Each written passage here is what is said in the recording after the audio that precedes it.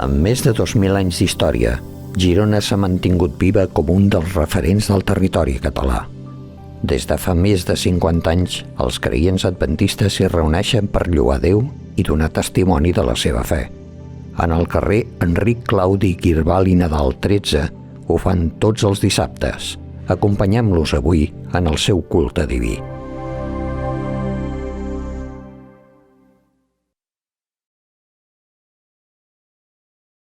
Hola, benvinguts a una altra reflexió bíblica.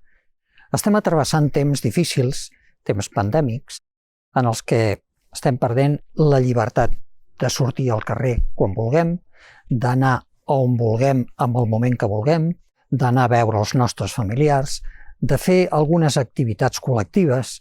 Estem tots angoixats i poder la societat està arribant al punt de l'estrès, passant al de la histèria.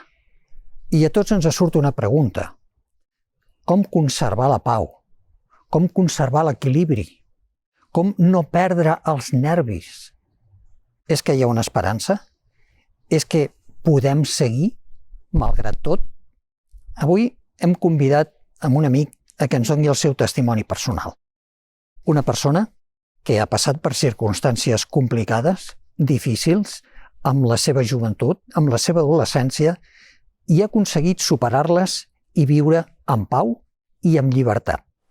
Però abans us deixem amb un grup que va bé amb el tema d'avui. El seu nom és 100 anys compartint esperança i la seva cançó, Un bon matí.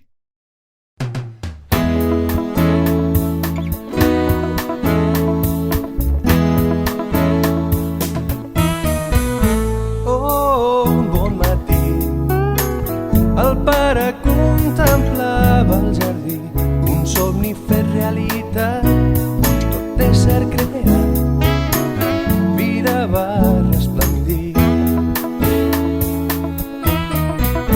Oh, la fosca nit, amb tot engany sembrada verí, el cor de tot ésser creat, com mirall trencat, que hi ha en mans d'enemics.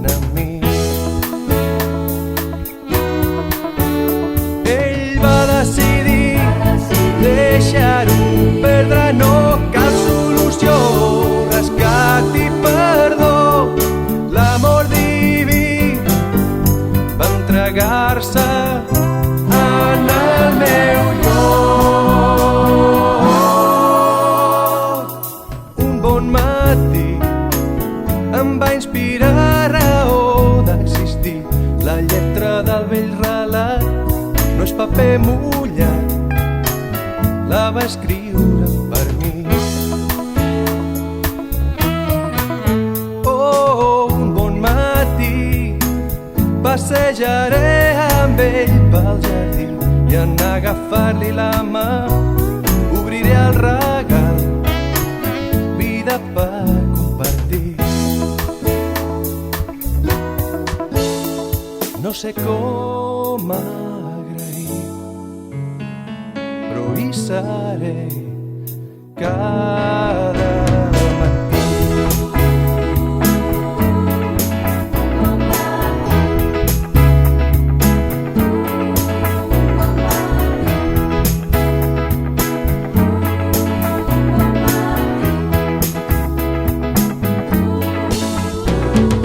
Va decidir deixar-ho perdre, no cal solució, rescat i perdó, l'amor diví va entregar-se en el meu lloc. Un bon matí el pare contemplava el jardí, un somni fet realitat, tot ésser creat, vida va resplendir, vida va resplendir.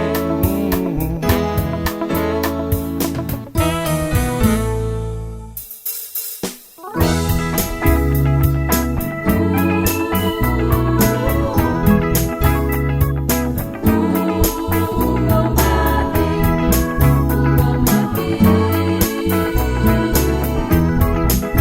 bon matí.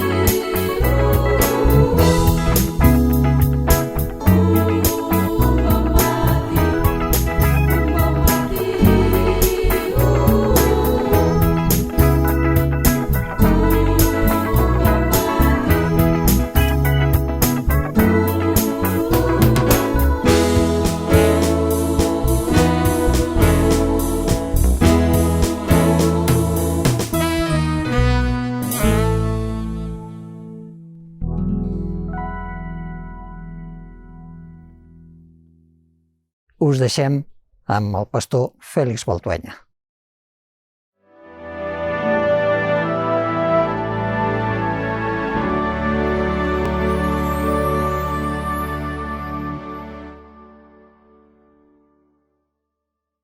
Diu la Bíblia, en el llibre d'Efesis, capítol 2, verset 1 al 6. Vosaltres, en altres temps, éreu morts per les vostres faltes i els vostres pecats. Vivíeu sotmesos al Déu d'aquest món, al sobirà, que domina entre el cel i la terra, l'esperit que actua en els qui són rebels. En altres temps, tots nosaltres també havíem viscut com ells. Ens abandonàvem als desitjos terrenals i ens deixàvem endur pels seus impulsos. Actuàvem segons la nostra naturalesa i així ens fèiem mereixedors del càstig de Déu, igual que els altres. Però Déu, que és ric en misericòrdia, ens ha estimat amb un amor tan gran que ens ha donat la vida juntament amb Crist. A nosaltres que érem morts pels nostres pecats, és per gràcia que hem estat salvats. Per mitjà de Jesucrist, Déu ens ha ressuscitat amb ell i ens ha entonitzat dalt al cel juntament amb ell. Pels que no em coneixeu, sóc el pastor Fèlix Baltuenya, pastor actualment de les esglésies de Vic i de Girona. I us volia compartir la meva experiència. Vaig néixer en un llar adventista i puc dir que vaig ser un nen molt feliç. Quan tenia 9 anys, un estiu, anàrem a un campament amb l'església adventista a la localitat de Berga. Van ser 2 setmanes. A l'últim dia, els joves van insistir en que el meu pare els acompanyés a fer el que van dir ells que era l'última excursió. El meu pare no volia, no tenia massa ganes d'anar-hi, però el van convèncer. Va, vine, que és l'últim dia, farem l'excursió i tornarem. Desafortunadament, quan tornàvem, el meu pare va relliscar i va caure muntanya baix. Al campament base, els nens estaven jugant. Va arribar un cotxe i va passar molt ràpid, massa ràpid. Vaig veure que passava alguna cosa. De sobte vaig veure a la meva mare plorant. Vaig anar a córrer cap a ella i vaig preguntar: mare, què passa? Per què plores? I ella, amb l'amor que d'una mare, em va contestar: doncs, estimat fill, que tornarem a veure el papà quan torni el Senyor. Va ser un gran cop, sens dubte. Després, quan tenia 13 anys, com tots els nens a l'escola, jugaven partits de futbol. I clar, nosaltres, amb la família, amb la mare, anàvem a l'església. I després d'anys d'insistir, que volíem jugar a futbol amb els companys a l'escola, on es feien competicions, la mare em va deixar un dia anar-hi. I esclar, no vaig tornar mai més. Vaig deixar d'anar a l'església els dissabtes perquè volia fer esport, volia jugar a futbol. Ara, amb el temps, dones compte de tot allò que vaig perdre. L'escola sabàtica, els amics de l'església, aprendre les lliçons de Crist, el bon tarannà i la bona germanor que hi ha entre els joves, els dissabtes, pel matí, a l'església. I això no ho vaig tindre. No ho vaig tindre i si pogués tornar cap endarrere m'agradaria gaudir-ho com veig ara els nens i els joves, els adolescents que fan l'escola sabàtica a les esglésies, amb les seves classes diferents, amb les edats diferents, i sempre veig un gran ambient i veig somriures i veig uns joves feliços amb els professors de l'escola sabàtica i aprenent de forma natural tot el que la paraula de Déu ens ensenya. Als 18 anys vaig tindre unes amistats, normals, de la gent normal. Avui en dia ja no es pot dir que són dolentes perquè ja tristament és molt normal. I vaig començar a fumar tabac, a fumar hachís, a prendre alcohol i a consumir amfetamines també per anar a discoteques i per anar de festa en festa. Molt habitual, tristament. Abans i també avui en dia. Al principi era tot molt divertit, però després es va convertir en un malson.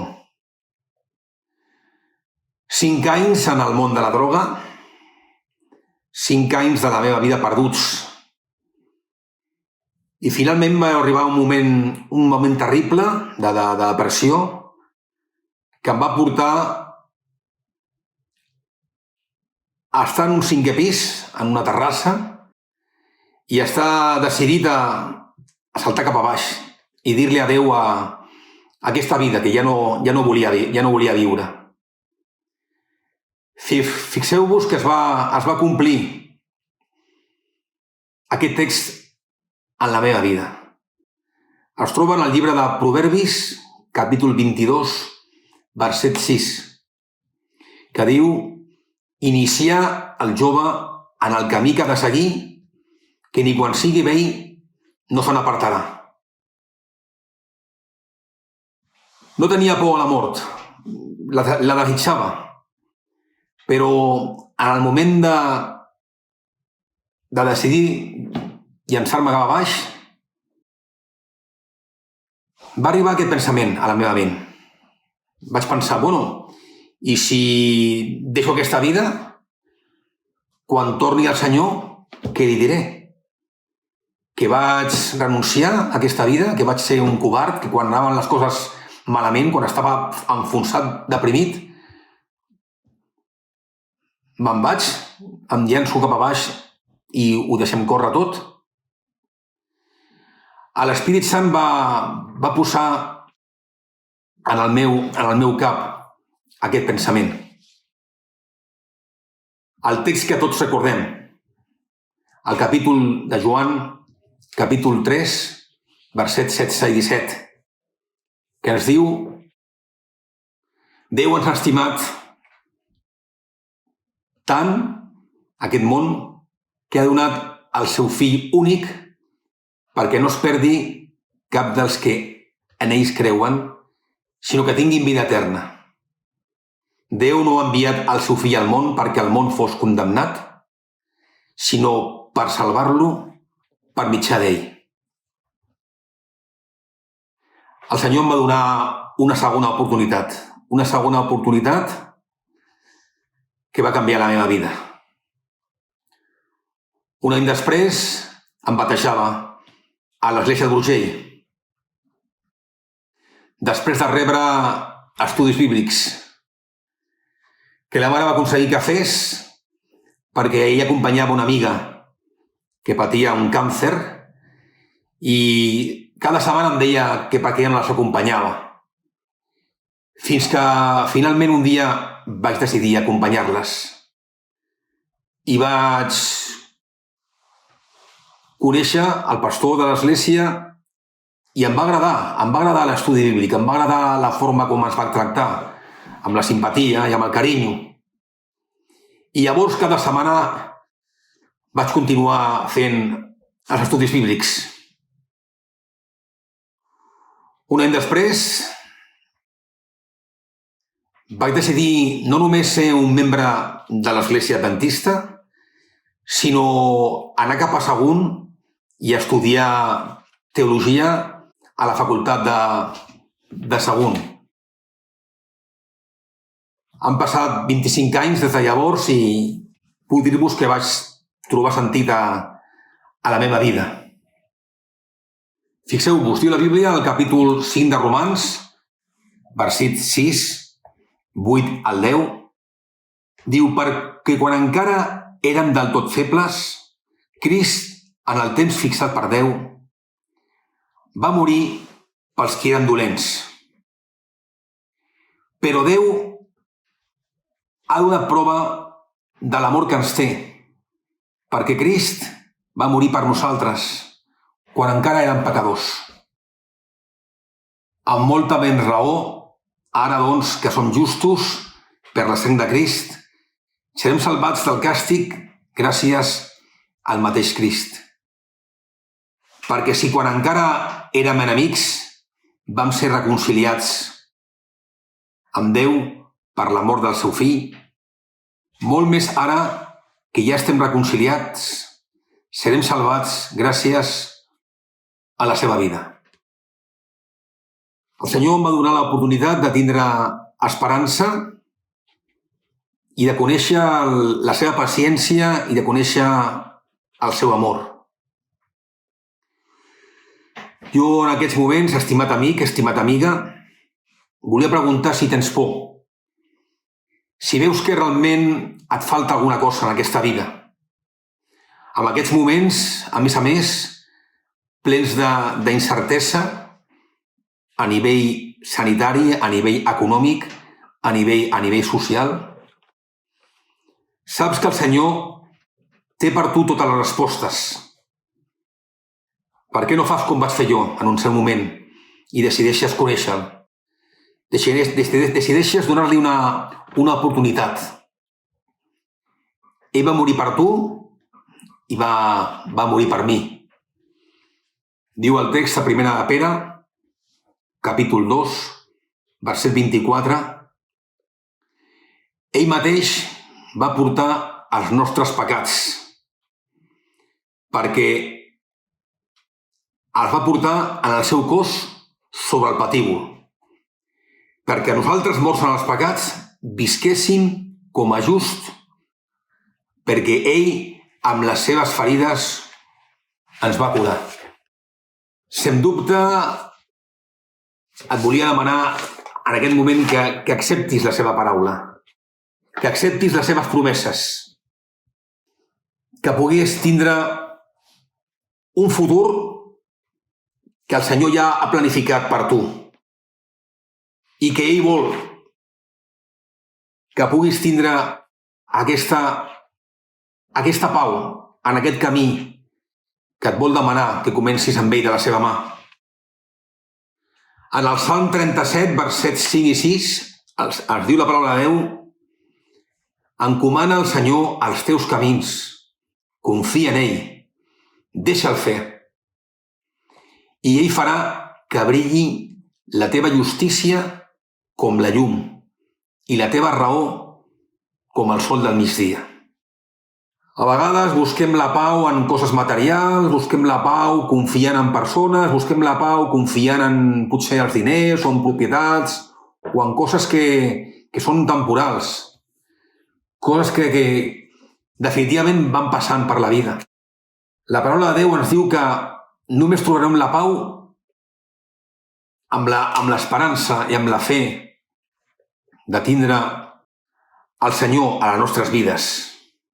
El text de Joan 14:27 ens deixa la reflexió següent, quan diu: us deixo la pau, us dono la meva pau. Jo us dono la pau que el món no dona, que el món no pot donar. Jo volia compartir l'alegria i l'esperança de que deixis les angoixes, de que deixis fora tota la tristor, que puguis trobar una solució als problemes que compartim, que tenim, que viu aquesta humanitat sense cap esperança. Que puguis trobar el perdó que la paraula de Déu ens dona en el seu fill Jesucrist i que puguis tindre un sentit profund amb aquesta vida i també en la vida eterna que el Senyor també ha promès, que rebrem aquells que volem compartir i confiar en ell amb aquesta vida terrenal. Desitjo que aquesta petita reflexió bíblica et pugui arribar al cor, et pugui realment impactar, veient com la vida d'una persona va canviar quan un va conèixer la paraula de Déu, va conèixer el Senyor Jesucrist i va conèixer l'esperança que tenim amb aquesta vida i podem trobar també totes les respostes que moltes vegades la gent es fa de què faig aquesta vida, per què he vingut, i quan em mori què passarà, i per què estic aquí. I tot això ho tens a la paraula de Déu, ho tens amb el Senyor Jesucrist, que ens va crear, que ens va donar aquesta vida terrenal i que promet acompanyar-te fins que no arribi l'altra vida, fins que no vingui la seva segona vinguda. I a més creiem que això està realment molt a prop.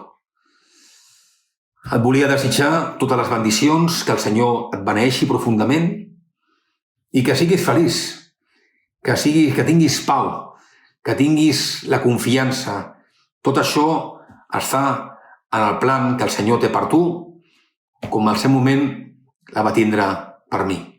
Que el Senyor et beneeixi, que el Senyor et pugui omplir amb tot el seu espírit i et pugui donar tot allò que necessites com vaig necessitar jo en el seu moment. Que Déu et beneeixi. Desitgem que la reflexió d'avui, el testimoni personal que ens ha donat el pastor Fèlix Balduenya, ens ajudi a poder tirar endavant amb aquests moments de daltabaix social i de desgavell personal. Us esperem el proper dia amb una altra reflexió bíblica.